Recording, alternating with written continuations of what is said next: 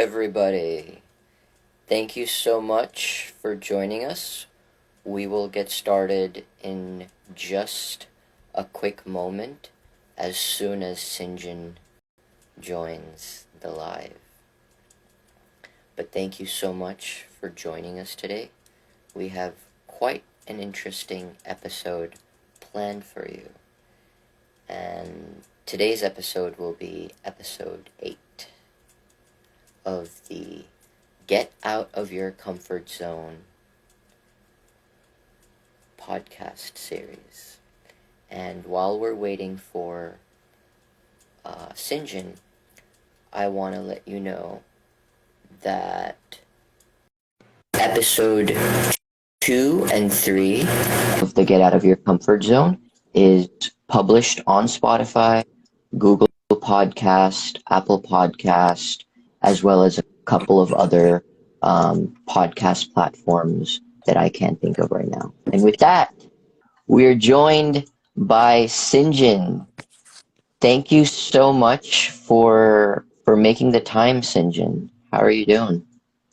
Doing great, Farhan. How you doing? Sorry, I was Um, going on to our Google Meet instead, and I was waiting there. Gotcha. Well, let's get started. So, hello, everyone. Thank you so much for joining episode 8 of the Get Out of Your Comfort Zone podcast series. I am your host, Farhan Bandeli, and I'm a global citizen and a digital nomad. And today, we are going to mix things up, aren't we now? I am joined by my good friend, SinJin Larson. Now, you will remember him from episodes 1 and 3. However, today we are going to switch roles and I will be interviewed by SinJin so that you can get to know me better. We will talk about my life thus far, some of the twists and turns that it took. We will also spend some time uncovering some of the moments where I was forced to, as well as where I intentionally made the choice to get out of my comfort zone. So thank you so much, SinJin. I pass the mic on over to you. All right. Thank you so much for having me. It's good to see you today. I hope you're having a good morning. How's the weather out there, real quick? Good It's old pretty Florida. good. It's pretty good. Thank you for asking. It's a beautiful day. Yeah. Yeah. So, well, we've known each other, I don't know, a very short amount of time, it seems, but yet we've gotten pretty close. I don't know. We've known each other for what? Maybe 6 months tops. Not even that long. Yeah, I would say August, September, you Yeah. know. Yeah. Okay. Yeah. So within that amount of time, we started off, meeting each other at the hot springs. So we had a lot in common just by, going to different places that are really unique in the world that, people get healing from, go to relax and enjoy and get a nice mineral spring soak. So it was like a great start from the beginning, getting to know you and developing a relationship. We did a little bit of meditation, and that was already getting out of our comfort zone right from the beginning with you, doing something that I've never done before, and the type of meditation that you coach or that you at least share with people. And then after that, we just kept in touch and did a little bit of cold plunging and just talking about dreams and visions and things that we really wanted to see happen within our own lives. And through that, we got to know that we both really love sailing, and you even got into sailing here in Colorado, and one of the most craziest places to learn how to sail, up in Summit Mhm. County, which is pretty amazing because it's something I've been looking into, and I even got the Sailing 101 book that you recommended, so I'm well on my way to getting to where you are. And we've just connected ever since, going through, I mean, even having emotional conversations with each other from the get-go, just from barely knowing each other. So it's been great connecting with you and having you as a brother that I can say I love and I support, and it's been fun. So since we don't really know each other that well from Mhm. depth, it's really nice to be able to get to interview you and get to know you a little bit more.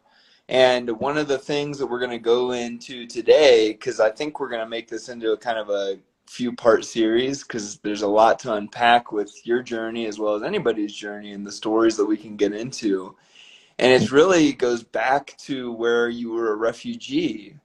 And I would love to learn more about that and how you essentially, we can get into how you came to America, but maybe before that, the Yeah. situations that you were in and what really almost made you in essence get out of your comfort zone, where you Mhm. maybe didn't even have the choice. It was almost kind of put on you, and which we all have that growing up and going through life. And this seems like one of those areas where not a lot of people have that experience, and not even really know what that's like, including myself. I don't know what it's like to be a refugee. I don't really know many people who went through that experience. So I'm really excited to understand more of what that was like for you and what that's like for maybe other people, and the experience that you had and what that entails when it comes to getting out of your comfort zone. So with that being said, I mean, maybe just, start wherever you'd like in that Yeah. sense. And then from there, I can just learn a little bit more and we can dive into more questions and understanding. Yeah. Thank you. Thank you so much. I think that's a great place to start. And the thing that I would love to begin by saying is that when we think of the term refugee, I think most people, including myself, picture something very dire, right? Escaping bombs and all of that. And I want to sort of clarify that though I was a refugee in a lot of senses, our circumstance wasn't as dire, right? In the sort of spectrum of refugees, we were very privileged. But that does not, I don't want to dismiss how powerful that experience was still for me into making me who I am today, right? And so, with that, I grew up in the United Arab Emirates, about an hour or so outside of Dubai.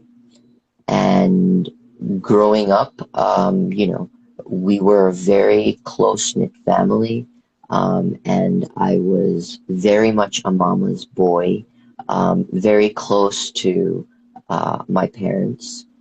And when the first Gulf War happened with Saddam Hussein, um, there was sort of this sentiment that if children or people who didn't need to be in that area, they should be sent away. And so my parents made the decision to send my sister and I to go live with the grandparents. Now, what you have to realize is up until this point, I didn't really know my grandparents. And the UAE, and being that we were spent a lot of time in Dubai, it's a very different world compared to Pakistan, which is a low income country, right? And so um, it's as though we were forced to move without me having the family as a 5-year old that I was used to. And most importantly, my mother and my father, right? And so in a way, it was akin to like, this kid being ripped away from their mother. And so you can imagine how difficult that must be and be put in a very different environment, but it wasn't like a very different environment like the US, where, standards and cost of living is somewhat comparable. it was in a low income country, and specifically in a country where there's a lot of poverty and a lot of destitution, right? That I was forced to reckon with and witness without having a social, emotional support system to be able to process it, right? Um, I still remember, going to the market with my grandfather and being deeply impacted by what I saw, the poverty that I saw. And that's really shaped me into the kind of person that I am today and what I want to do with my life, right? As difficult as that time was. Additionally, the other thing that, as difficult as that experience was, where I didn't have a choice in this matter. I was forced out of my comfort zone at a very young age.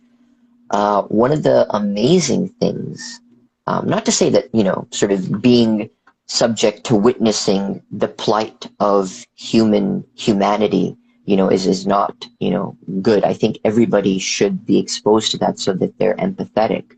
But the other thing that came out of that experience was my love of language, right? In a very short amount of time, I became fluent in multiple languages.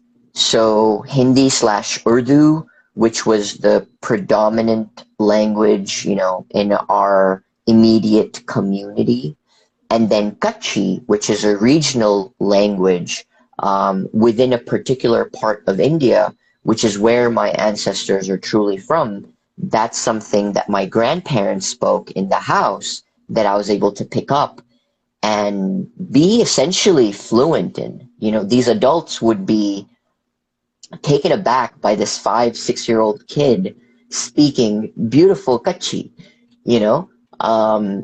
And that's where my like love and gift really of being able to pick up on languages, I think came from, right? And the last thing that I'll say about that is, you know, change is has to be accepted. Like as part of living life, we are forced to change. And it is how we adapt to the change, whether it be a choice of getting out of your comfort zone to make the change in your life, or, the life prescribed circumstance that forces you to change.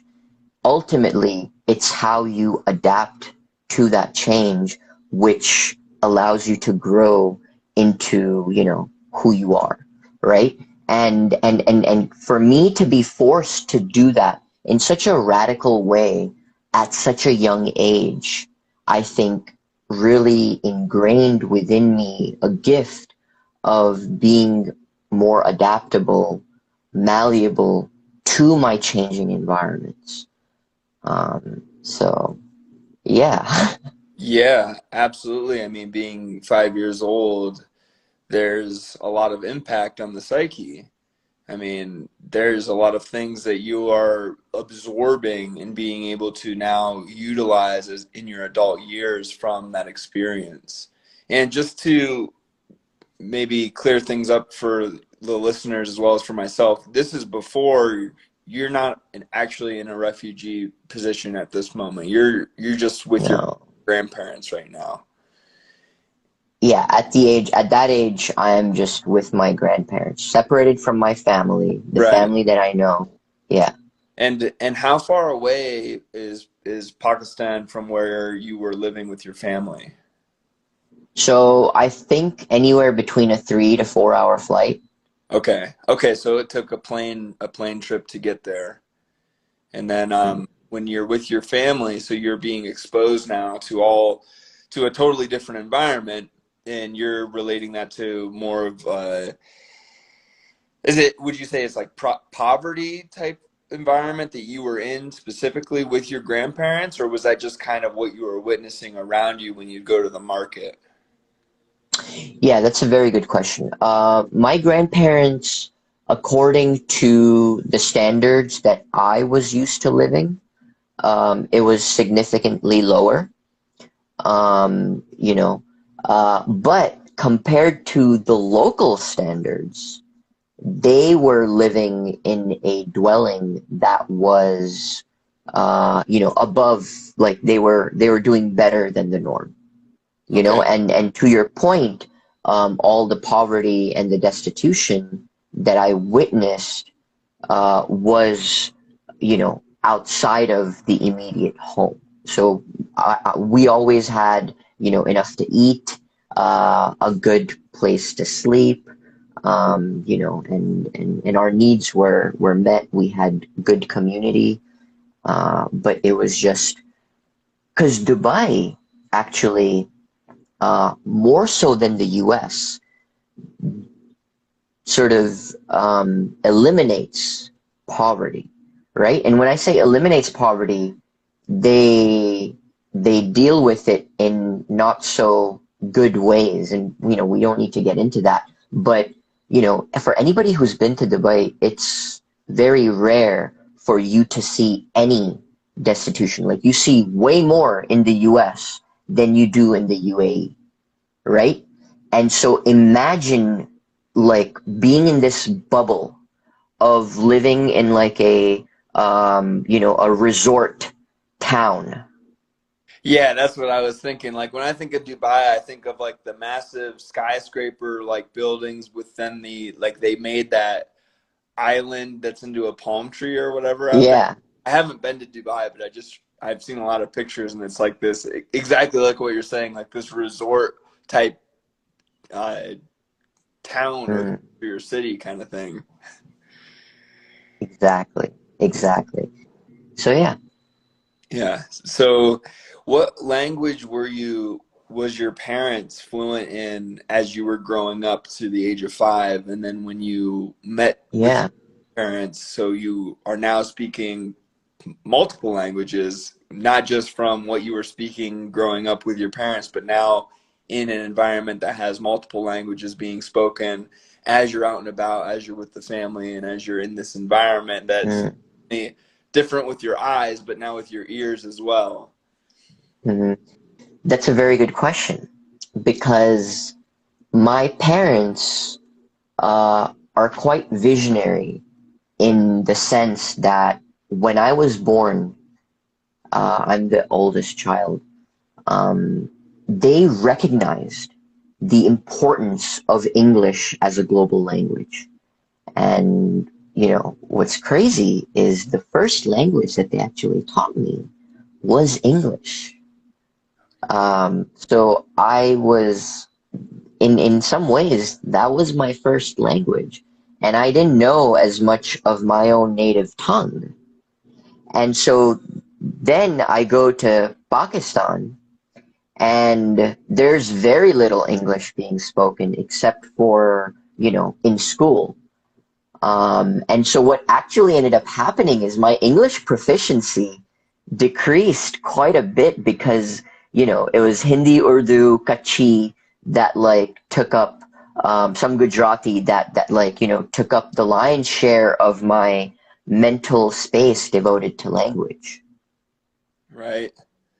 That's really cool. So your parents were pretty cultured already. Were they world travelers at that time, or they just understood as people were probably influxing into Dubai that they kind of were seeing maybe this language being spoken more than their native tongue, so they just kind of realized or made the decision to teach that to their children right off the bat to get more, I guess, accessibility for you in the long run.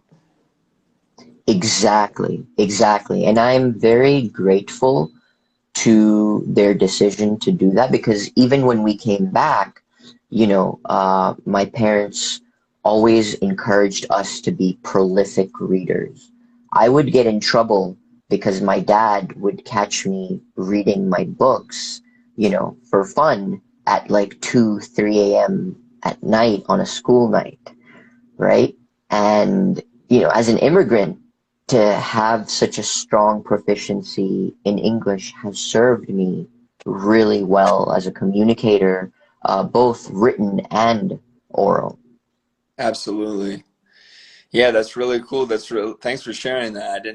Obviously I didn't know that about you. So, and you speak very good English, and I didn't actually even know that you spoke any other languages. So can you still whip those languages out, or at least understand if somebody else around you is speaking in these other languages, you can pick up on it and understand it? Or did it stick with you, I guess, throughout your life, or did it I guess that kind of goes into more of your story, is as you were still living in with your grandparents in Pakistan, was it continuously going into like deeper and deeper of your vocabulary, or did the shift from this moment of your life into the next moment kind of take away that vocabulary, or that constant language that you were being exposed to? Yeah, that's a very good question. So what I will say is that, you know, um, basically my Kachi or Hindi slash Urdu or even Arabic, right, is nowhere near the proficiency today that I had previously. However, um, what I believe is that if I am put in the right circumstance where I've just been immersed, like I go back to, you know, wherever, and am immersed in that language, I will get it all back because it's in me. I might have forgotten it in one part of my brain, but it's there in another part of my brain. It's just a matter of coming to my like very conscious mind, Right. right? It's kind of like riding a bike in that sense, where you essentially pretty much probably got on the bike and started riding it pretty well at one point, and then just kind of got off the Yeah, bike for a while. So I'm sure if you were put in the right position, you could get back on and figure out how to work the pedals and the brakes and start moving around. So that's cool. exactly. Well, Exactly. well, let's continue forward then. So you're with your Yeah. grandparents, and for how long are you with them, and then where did the transition happen, and what happens from there? Yeah, so I was with the grandparents for about a year, and at that point the war wrapped up, and we came back to the UAE, and from there, in the UAE, it was obviously again challenging because here I am, in a position where I don't know much Arabic, though you don't need much Arabic to survive and thrive in the UAE. But my English isn't where it used to be, right? And I'm in a new school. So it's again sort of a new life of, leaving what I knew, what I had gotten accustomed to, and readjusting.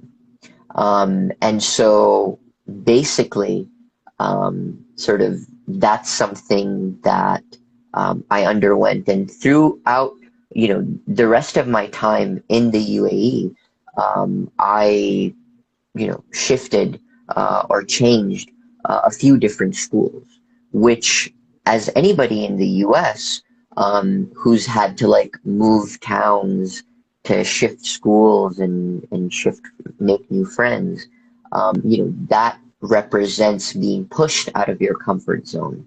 And though it's really rough, I think if you can sort of accept that and not get caught up in the what I'll call the victim trap, there's a lot of power, in sort of acknowledging those trials and tribulations that you went through and how you dealt with that, how you persevered to be who you are today.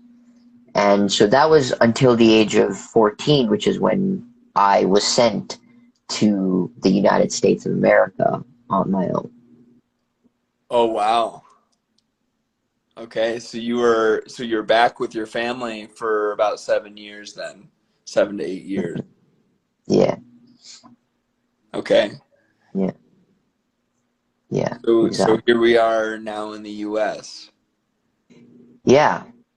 And, what was really interesting is there have been a number of occasions in my life where I have consciously made the choice to step out of my comfort zone without fully considering what that decision will entail and how hard that decision will be. Because I'd be lying to you if I told you that I did not have a choice. Yes, I was sent to the US to be, alone. And when I say alone, I want to clarify that. I was sent to live with extended family. But, my extended family were not people that I had a relationship with, right? Or that I was accustomed to being in their home, or they were accustomed to me. So, well, we can get to that, but keep in mind that, I very much had a choice. I remember my parents asking me, and I was like, yeah, I want to go to America because, we had visited the US a few times at that point, and I loved how I felt being in this country. And I wanted that, right? Without fully considering how difficult it would be to essentially create, to sort of,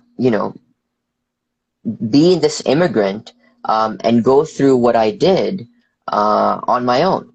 And so, however, though, I will tell you, as irrespective of the trials and tribulations and like the darkness that I grappled with as part of, coming to this country, um, I have no regrets. I would do it all over, like very hesitantly, but I would still do it all over, because I got tremendous power out of that, right? Yeah. So I guess the big point that I'm trying to make here is there have been a lot of moments in my life where I haven't fully considered the implications of my choices of stepping out of my comfort zone and not realized how uncomfortable I would be. But like, I know there's a lot of people out there who are more thoughtful in this regard, where they like consider, exactly what it would entail, and realizing more so than I did how difficult the path might be something that stops them. But like, Yeah, but when you're 14, I mean, you it's don't know. yeah, you don't you're not really thinking too far ahead of the game, especially I mean,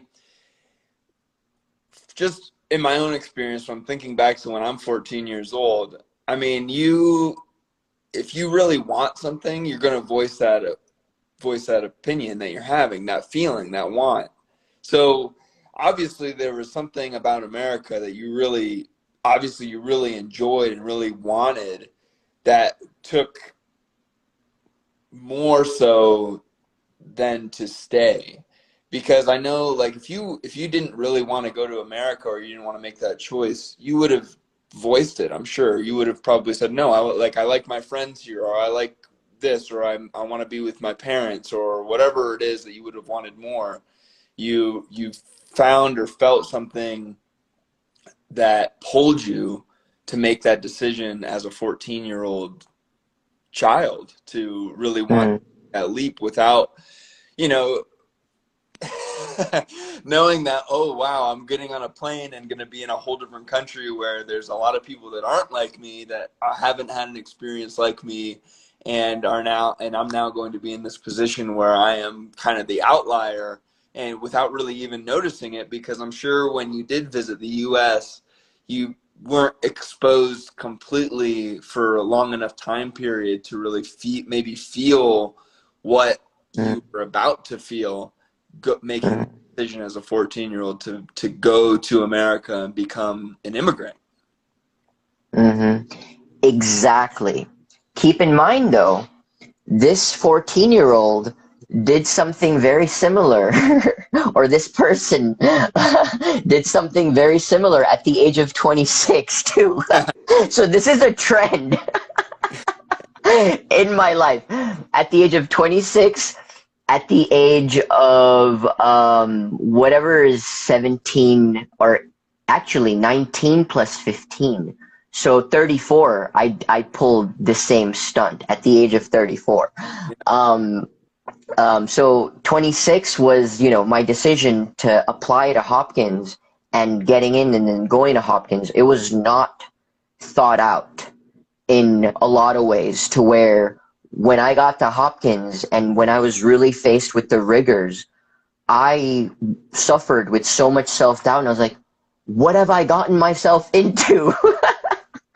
Yeah, well, I mean, that's probably what you and I share too, is why we get along so well, because we have made those decisions as well, as getting in a car and just traveling the country of, not knowing what's going on and living out of a car in a tent for 3 months, and you have no idea at the age of 22. But I mean, these are things, you have to have that adventurous spirit, and there's things that happen when you're very young that kind of, I think, almost program you to be able to take those leaps, and which you've shared with us. I'm sure that you being pushed into those different environments at such a young age, I mean, your brain is still, so much of you is just growing still, and growing and absorbing, so that when you experience that, you got that, I guess, thick skin, or that taste of adventure. So when you did become these other ages as you were older, it was like, ooh, you almost kind of wanted it, or it didn't seem as scary, or you didn't need to maybe think it out as much because you were already kind of thrown in the fire in that way.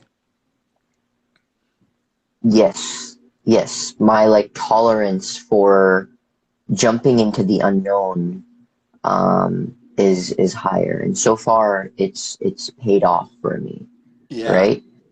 That's not to say that there haven't been moments of a lot of fear, but had it not been for that, I would not have discovered sort of one of my new passions in life, which is, making progress on this, what I call the journey of fearlessness, right? Which is not the absence of fear. It is action despite the fear that you feel. So yeah, coming to America, it was quite the experience, because here I was. I dressed very differently compared to the kids in Orlando, which is where I moved to.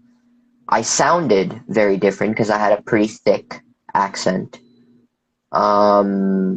My dynamic with girls and relationships, because I came here at the age of 14. I was in 10th grade, and so high school is an age where a lot of people are just exploring love and of all sorts, Oh, right? absolutely. And attraction, and hormones and intimacy, and just it's complete chaos.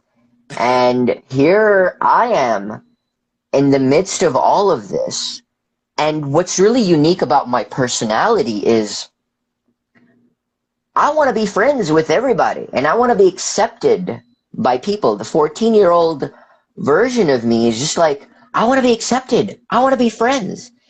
And, to struggle with that, to struggle with not being accepted for who I was in high school, in the home that I lived, in the community, especially in the community from people who looked like me, right? Who were very, for lack of a better term, very American, and not as strongly tied to their brown identity, right? to be made to feel or to allow to be feel less than for being different, it took a very, very heavy toll on my psyche.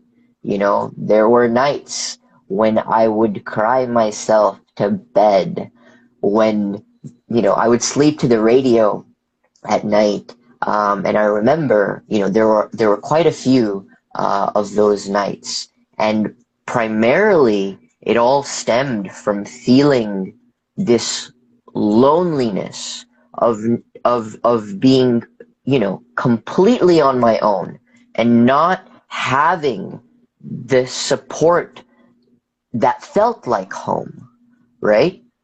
That was a lot to grapple with.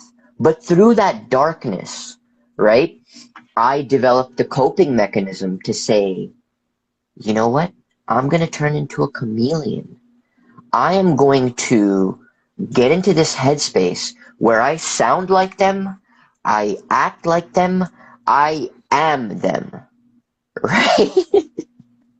And so within a year, I'd essentially lost my accent, right? I had made progress, the kind of progress in leaps and bounds, which today, when people meet me, right, I am indistinguishable from other immigrants who came here at my age.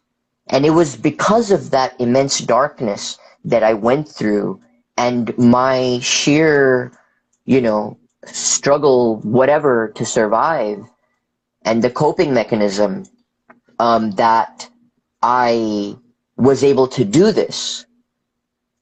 That came at a heavy price, you know, because when I was in college, I realized, because that's a point in time when I kind of left my home. I left everything. I made a conscious decision to leave my parents' home, my sister, my extended family, you know, that was in Miami, and to go to Gainesville, Northern Florida, and just start my life anew. And so I just immersed myself even more into being American.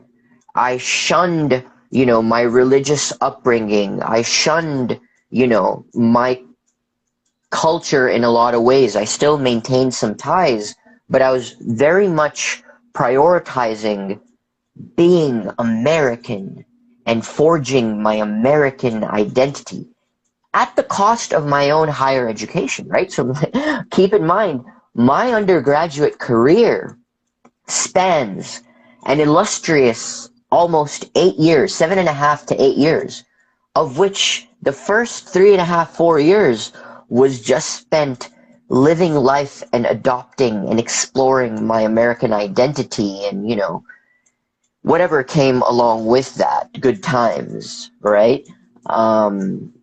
But I kind of lost myself, whatever myself really was, that I only began to start to reaffirm and find when I went to Hopkins as a grad student, Mm. you know? There's a lot, man, there's a lot in that I want to start asking questions about. Yeah, But for the sake of just kind of bringing it back, um, let's kind of go over what do you mean by you being a refugee? What is that? And what, like, because when I think of a refugee, I don't even know. I think of somebody, I think of camps, right? Like, I think of yeah, these camps with like tents and they're gated in and people are kind of just like have their own little community in these like rough yep, areas, and there's like just it just almost seems like a lot of people almost in a cage kind of thing. yes, They're trying to essentially survive in a way that they're forced. And I yes, guess I would like to understand more of what what was your experience as a refugee, and what did that look like, and what is the definition, I guess, of that Yeah. from your perspective and experience? Yeah, and I'm glad you brought that up because I might have used that term at some point, but I don't think that it really applies. So let's axe that term. But let's just call it, sort of basically, I don't know. Because you're absolutely right. I think, especially in light of what's going on, it really represents a certain list of things which in a lot of ways I did not, and my sister and I did not endure, right? As difficult as that time was, we didn't, like you said, we didn't go through that. So let's not use that term. Let's just call it, you know, immigrants fleeing war, Okay, I see. for lack of a better term. And so could you reiterate your question, what you'd like me to expound on in that regard? Oh, no, no, you answered it. I was trying to understand what this term refugee meant, and because maybe a refugee is just anybody that is coming into a new area that doesn't have maybe the opportunities or the resources to live in a way that's quote unquote normal to where they're going, or Yeah, yeah. So yeah. I was just trying to understand that term a little bit better, and then hear what you had to say about it. That's all. Yeah, and I think, part of what resonates with that is it was not a choice. We were separated from everything that I knew. Most importantly, uh, my mother at the age of 5. It's like Mhm. losing your parent in a way that, because we didn't have, telephones the way that we're able to communicate in these days. I wasn't really able to talk to her and like have her, and it felt very lonely, and that was very tough. My sister was a lot younger, and I'm sure she probably has her own trauma associated with being separated from our mom at such a young age that she might not even be aware of. But I have, a good sense of awareness of that loss that I felt. That was not my choice, Mhm. and to then be in a position where I was forced to witness all these things, destitution and poverty that I it was unfathomable to me at that point, considering the resort-like life that I lived in Dubai, right? Or just outside Dubai. Right. So I guess what I've been curious about through most of this conversation is why did you go by yourself? Was it because just the age that you were at, that was a good age for you to have that, like have your parents bring that option up for you, and why just you and not anybody else in your family? And what was I mean, I don't know how much more time we have, but like what was the how did your family get to America before you, to be able to take you in Hmm. at that age, and then to be able to raise you? And then if and when did your parents come over to America, then you were reunited with your family again? And that's a lot to unpack, I know. So maybe we can just pick one aspect of that and go with it and see where we go. Sure, sure. I think we have about 15 minutes left, so we have some time. Um, so it was kind of a strategic decision, to send me at that age because I was about to finish my ninth grade, so I was in high school. And the idea was sending me to the US while I was still in high school would give me the time to acclimate, to understand the system, and really be in the best position to get the best higher education, And it was really about education that drive this whole decision and all the sacrifices, that everybody had to make. You know, like one thing I want to call out is it was not easy on my parents to send their eldest child away. You know, I know my parents grappled with a lot being away from me for that long. It was not easy for my sister, you know. It was not easy on my uncle and aunt, you know, to have, you know, even though I'm family, this other child that they have to take responsibility for. And I most certainly, you know, accept how hard it must have been for my cousins, to share their space with this stranger who was so different from them, you know, and to try to like get along, right? So it's not just my struggle, it's like the struggle of everybody involved to accommodate me. And it was all for education. It was all for the American dream, the best education for the best opportunity, for the best possible, you know, sort of chances to make my dreams come true. Like how, like let's just take a moment to appreciate how honorable that sacrifice, you know, is, and how privileged I am that so many people would sort of, you know, maybe my cousins didn't have a choice, but they still put up with it, right? To sort of, you know, go through that just so that Farhan could come to this country and be in the best position to have the best outcome in life. And that goes to show, you know, the kind of privilege that I come from, right?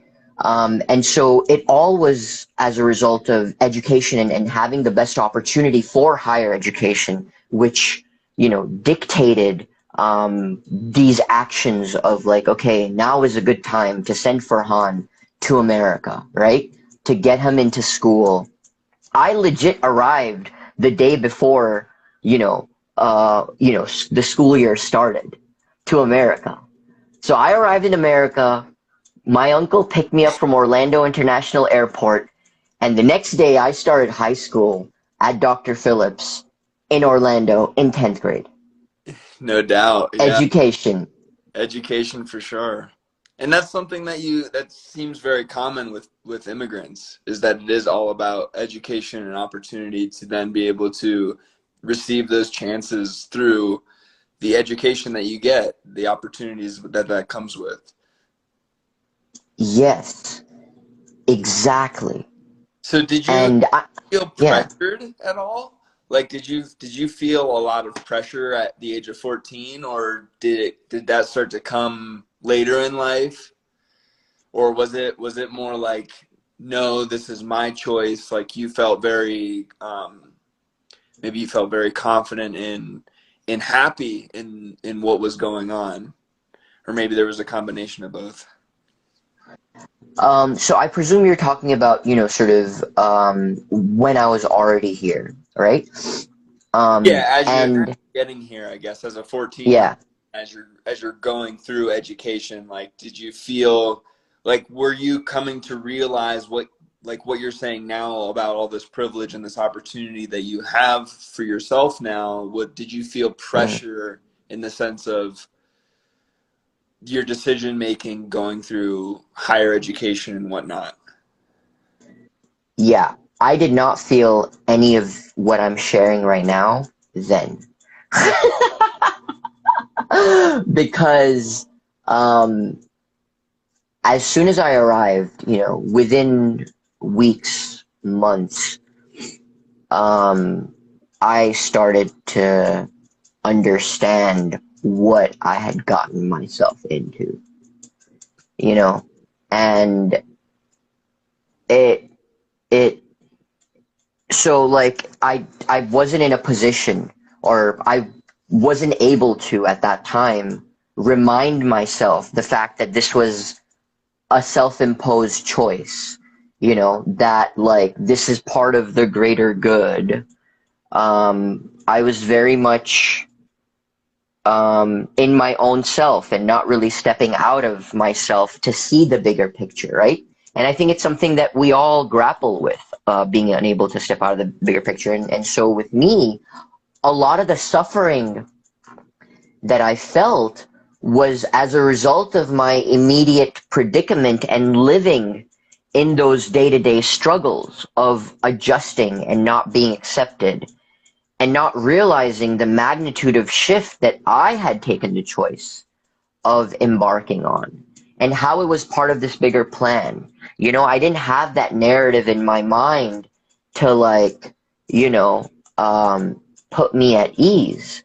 But, you know, maybe not having that and like suffering as much as I did and going into that immense darkness is what like caused me to develop this new face, this new psyche of the American Farhan that was so good at, you know, creating this new persona of the American Farhan, who in a lot of ways is very American and can be very American, and as a result can feel very comfortable, you know, being anywhere in this country, right? And getting along with anybody, right? Maybe that would not have come had I put things into perspective, you know? So I don't know if I'm communicating clearly, but No, no, that's good. I just, when you talk like that, I think about, oh, like, wow, so you've gained this ability to adapt in such a like extreme way that I'm like thinking, okay, let's throw Farhan down in South America now, or like let's throw you in like like another environment, and like, because you're not a shy person, you're very comfortable with yourself and very comfortable with talking and being an expressive person of who you are, and it just, I think there's a lot of beauty and like something to look up to in that type of person that a lot of people wish they did have within them, because it gives you more freedom now from going through those experiences to now be able to navigate the world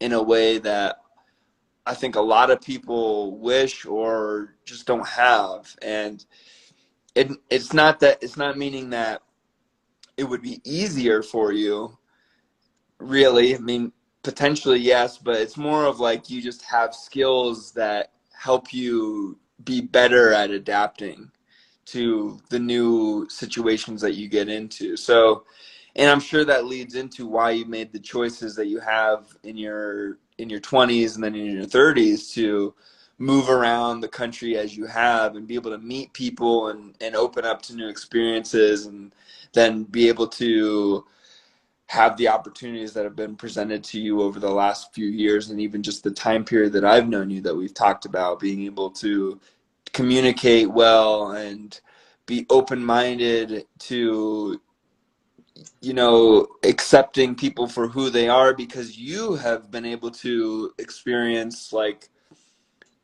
the acceptance of yourself and how different you are to all these new people in this new environment that you're coming into, and now having that compassion and being able to really listen to people and not push people away because of maybe, you know, dogmatics or different beliefs that a lot of people that haven't had those experiences, you know, are very unconscious of, that, you know, we all go through in that sense.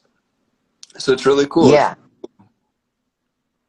And you know, you said something that really resonated, and I want to pick on it a little bit, which is as a result of the life that I've had and some of these experiences of being an immigrant and all of that, how I have this propensity to just throw myself out there, how I might still be challenged in the way anybody else would, despite my experiences. And I think that that's absolutely true, because ultimately, I'd be lying to you if I said that I like change. In a lot of ways, I don't like change, right?